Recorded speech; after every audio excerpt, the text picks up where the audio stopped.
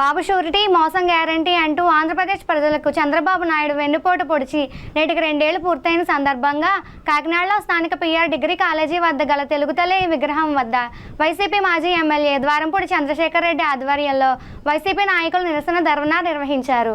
ఈ సందర్భంగా వైసీపీ నగర అధ్యక్షురాలు సుంకర శివప్రసన్న, మాజీ కౌడా చైర్మన్ రాగిరెడ్డి చంద్రకళ దీప్తిలు మాట్లాడుతూ వెన్నుపోటుకి మారుపేరు చంద్రబాబు అని ధ్వజమెత్తారు. కూటమి ప్రభుత్వ 2 ఏళ్ల కాలంలో మేనిఫెస్టోలో ఎన్నో హామీలు ఇచ్చి వాటిని అమలు చేయకుండా ప్రజలను మోసం చేయడం జరిగిందన్నారు.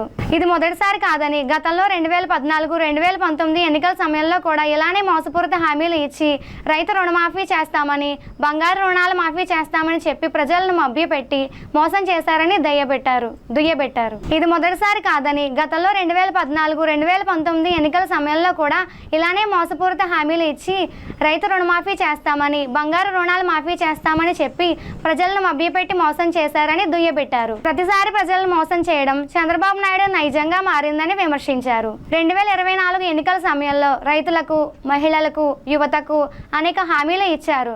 కానీ ఒక్క హామీ కూడా అమలు చేయలేదన్నారు. ప్రజాస్వామ్యాన్ని కూనీ చేసి ప్రశ్నించే ప్రతి ఒక్కరిపై కేసులు పెడుతున్నారని ఆరోపించారు.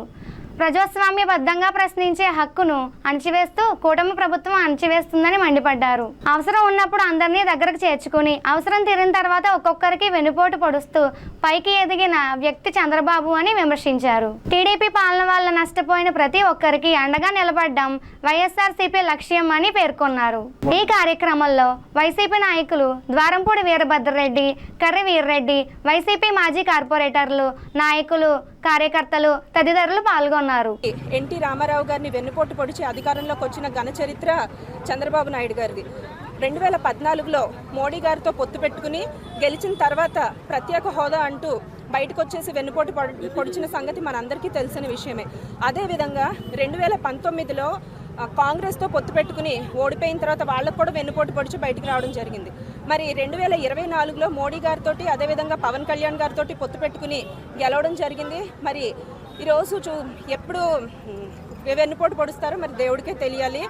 మరి చూసుకున్నట్లయితే గతంలో మన మాజీ ముఖ్యమంత్రి వర్యులు వైఎస్ జగన్మోహన్ రెడ్డి గారు మేనిఫెస్టోని ఒక భగవద్గీతగా, ఖురాన్గా, బైబిల్గా, గురుగ్రంథ్గా స్వీకరించి ప్రతి అంశాన్ని కూడా ఒక ప్రమాణంగా ప్రతి కార్యక్రమం ప్రజలకు అందించడం జరిగింది.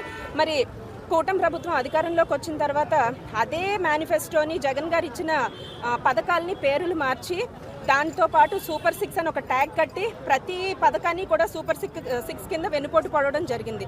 మరి గతంలో చూసుకుంటే ఇప్పుడు చూసుకుంటే పరిపాలన ప్రజలందరూ కూడా బాధపడుతున్న సందర్భాలు ఇప్పుడు మనం చూస్తూ ఉన్నాము. వెన్నుపోటు అంటే గుర్తొచ్చేది నారా చంద్రబాబు నాయుడు గారు. అంటే చంద్రబాబు నాయుడు గారికి వెన్నుపోటు పడడం కొత్త ఏమీ కాదు. అంటే మనం కొత్తగా చెప్పుకోవాల్సింది ఏంటంటే 2024 ఎలక్షన్స్లో మళ్ళీ అధికారంలోకి వచ్చిన తర్వాత ఎవరికి ఏ ఇబ్బంది లేకుండా మేము జగన్ గారి కంటే మంచి పరిపాలన అందిస్తాము అని చెప్పేసి ఆయన పెట్టిన మేనిఫెస్టోల్ని మళ్ళీ ఇంప్రూవ్మెంట్ చేస్తూ ఇంకా కొన్ని పథకాలు సూపర్ 6 అని చెప్పి అధికారంలోకి రావడం జరిగింది. అధికారంలోకి వచ్చిన తర్వాత మళ్ళీ వెన్నుపోటు పడడం జరిగింది. అంటే 2 సంవత్సరాలు పూర్తి చేసుకున్నారు. కానీ ఇప్పటికొచ్చి ప్రజలకు ఏం చేశారు మీరు? మొన్న మహానాడు అని చెప్పేసి మీరు పెద్ద పెద్ద కార్యక్రమాలు పెట్టుకోవడం జరిగారు. ఒక్క నిమిషం మహానాడు, అందులో మీరు చర్చించిన విషయాలు ఏంటండి? ప్రజలకు చేసిన లాభం ఏంటండి? ప్రజలకు చేసిన మంచి గురించి ఏమైనా మాట్లాడారండి? అంటే చేసింది చేయలేనిది కూడా కలిపి మీరు చెప్పుకోవడం జరిగింది. ముఖ్యంగా మహానాడు అన్న కార్యక్రమం మీరు ఎందుకు పెట్టారు? జగన్ గారిని విమర్శించడానికి. మీ మనవల్ని కానీ, మిమ్మల్ని కానీ, మీ అబ్బాయి గారిని కానీ పొగడడం కోసం పెట్టుకున్న ప్రోగ్రాం కింద ఉంది. కానీ మహానాడు ప్రజలకు మంచి చేయాలి, ప్రజలకి ఇంకా అభివృద్ధిలోకి తీసుకురావాలి అని చెప్పేసి ఏ విధమైన చర్చ కూడా అక్కడ జరగలేదు. మీ అందరినీ కోరుకునేది ఒకటే. ఈరోజు చూసుకుంటే మీరు అధికారంలోకి వచ్చిన తర్వాత ప్రతి ఒక్కళ్ళు కూడా ఇబ్బంది పడింది. విద్యార్థులు, పెన్షన్ అందని ముసలివారు, అదేవిధంగా రీసెంట్గా చూసుకుంటే డిఎస్సి, అందులో కూడా అవకతవకలు జరిగినాయి. అంటే మీరు ఏ విధమైన అభివృద్ధి మీరు చూపించకపోయింది పాను. డిఎస్సిలో మొన్న జరిగిన అవకతవకల గురించి మేమందరం కూడా బయటకు వచ్చి, విద్యార్థులు కానీ, యువత కానీ అందరూ బయటకు వచ్చి వాళ్ళందరికీ న్యాయం జరగాలి అని చెప్పేసి కోరడం జరిగింది. కోరితే మీరేమన్నారు? అక్కడ ఏ విధమైన అవకతవకలు జరగలేదు, అంతా మంచిగా జరిగింది. ఎందుకంటే మీకు మీడియా ఉంది. మీడియా ముఖంగా మీరు ఏం చెప్పినా సరే నిజమైపోతాయని చెప్పేసి అబద్ధాలన్నీ కూడా నిజాలని చెప్పేసి మీరు చెప్పడం జరుగుతుంది. మీ అందరినీ కోరుకునేది ప్రజలు మీకు అవకాశం ఇచ్చారు కాబట్టి ఈ అవకాశాన్ని మీరు సద్వినియోగం చేసుకుని అధికారంలోకి వచ్చిన తర్వాత ప్రజలు సామాజికంగా కానీ, ఆర్థికంగా కానీ, రాజకీయంగా కానీ ఏ విధంగాన ఎదుగుదలకు మీరు కృషి చేయాలి తప్ప ప్రజల్ని ఎప్పుడు ఎన్నిపోటు పడతామా లేదా ఏ శాఖను అందులో అవకతవకలు తీసుకొద్దామని చెప్పేసి మీరు ఆలోచిస్తూ ఉన్నారు.